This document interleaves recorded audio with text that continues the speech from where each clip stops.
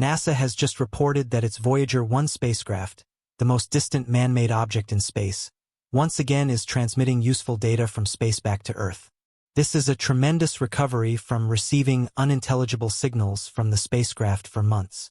As much as humanity has explored the solar system in unprecedented detail, new findings continue to amaze us. We believed the solar system's planet count was finalized for years until new findings proved us wrong. The Voyager probes, among others, have ventured beyond the boundary, offering data that never fails to amaze scientists. One of the most intriguing findings is that our entire solar system, including the distant Oort cloud about a light-year from the Sun, is contained within a colossal cosmic bubble. The giant formation is approximately 1,000 light-years in diameter and strangely places the Sun near its center. But what does this do for our understanding of the universe? What exactly did we find out when the Voyager spacecraft crossed the boundary of the solar system? Could we be inside a gigantic space bubble? And what does this discovery do for our understanding of solar system dynamics? Let's see. Voyager 1 was launched from Cape Canaveral, Florida, on September 5, 1977, some weeks after the departure of its twin, Voyager 2, which was launched on August 20th. Designed to conduct a 5-year survey of the outer planets, the duo have far exceeded expectations, sending data back to Earth for more than 4 decades as they explored deeper into interstellar space. Their success depended on a rare alignment of the planets, which occurs only every 176 years, to allow gravity-assisted flybys between the planets, saving fuel. Although Voyager 2 launched first, Voyager 1 entered Jupiter and Saturn space first. While Voyager 2 made the grand tour to Uranus and Neptune too, the vast quantities of data collected by the Voyager missions have contributed immensely to our knowledge of the outer solar system. These have been incorporated into scientific literature, education, and popular culture.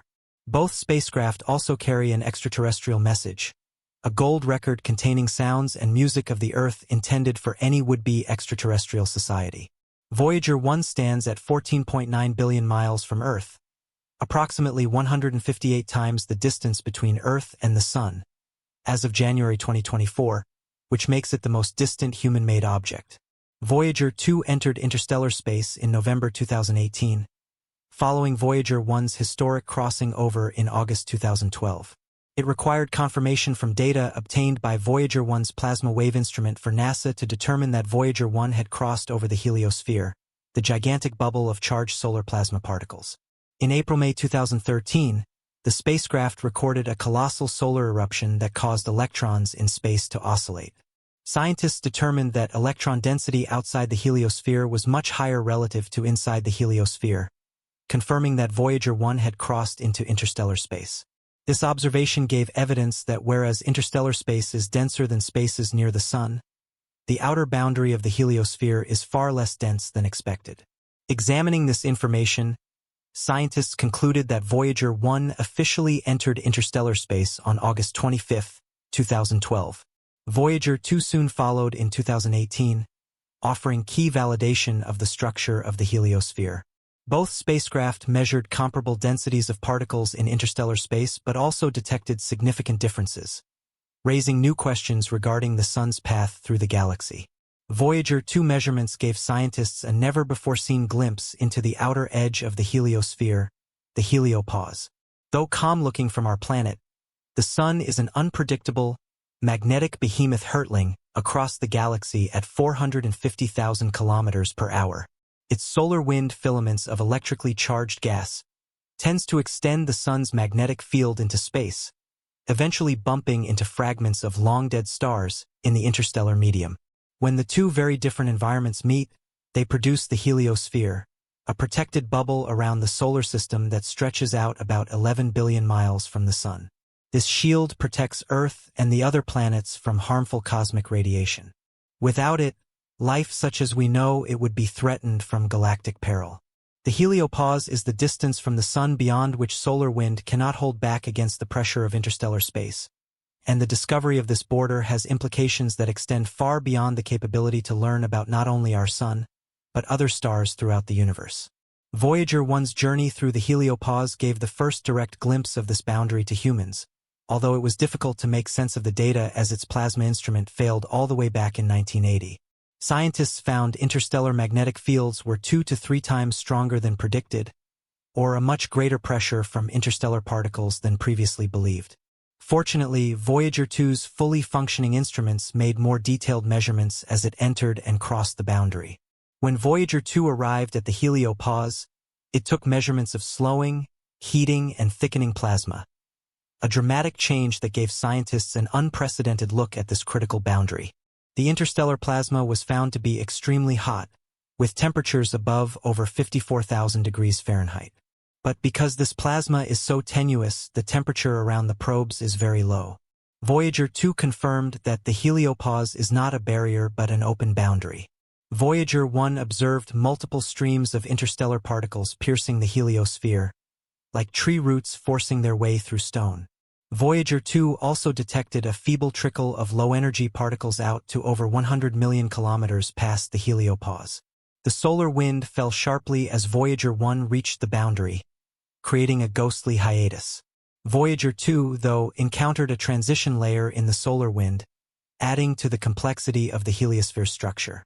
These various experiences suggest a dynamic and asymmetric heliosphere whose true shape remains to be discovered. Some theorize it may be spherical, others a comet-like tail, or perhaps even a glass-like deformation under interstellar pressures. But perhaps we do not yet know the answer. Modern spacecraft, such as the high-speed New Horizons mission, won't make it to the Helopause. New Horizons will begin to lose power in the 2030s, still a billion miles away from the edge.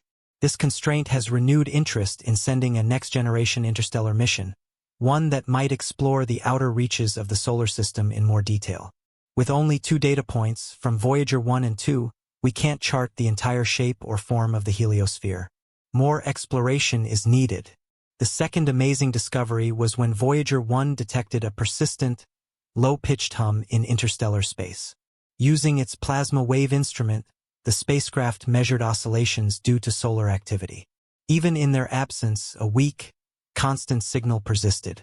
The hum suggests that interstellar space, which on the surface looks empty, contains active but subdued plasma activity.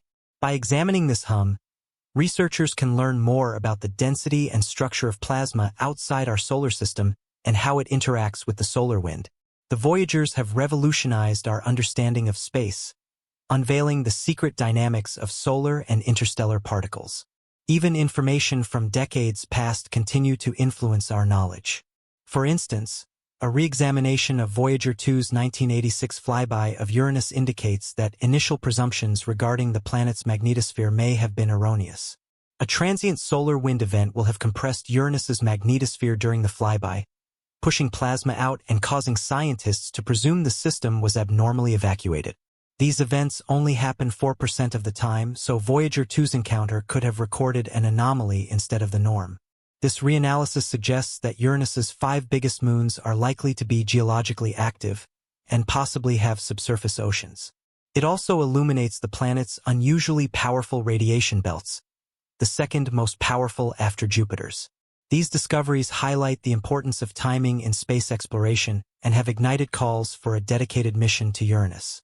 This is now a top priority in NASA's planetary science roadmap. Meanwhile, Voyager 1 remains in remarkably good shape. In October 2024, the spacecraft lost contact and ceased transmitting via its main X-band transmitter. Engineers quickly picked up a weak signal from its backup S-band transmitter, last used in 1981.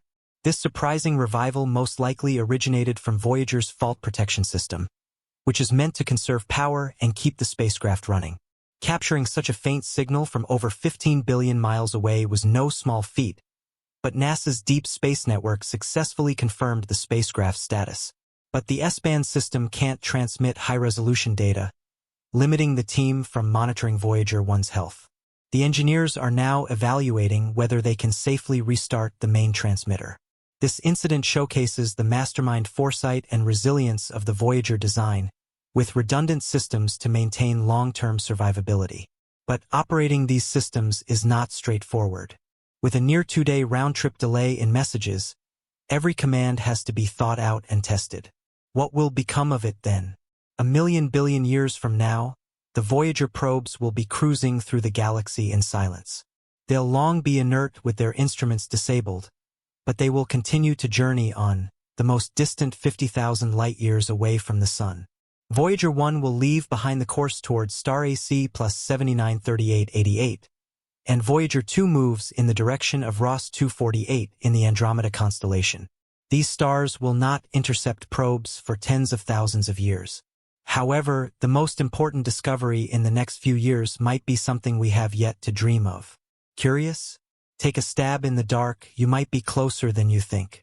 If this ride through Voyager 2's history has intrigued you, don't forget to like, subscribe, and turn on notifications for more. Thanks for along for the ride, and catch you soon.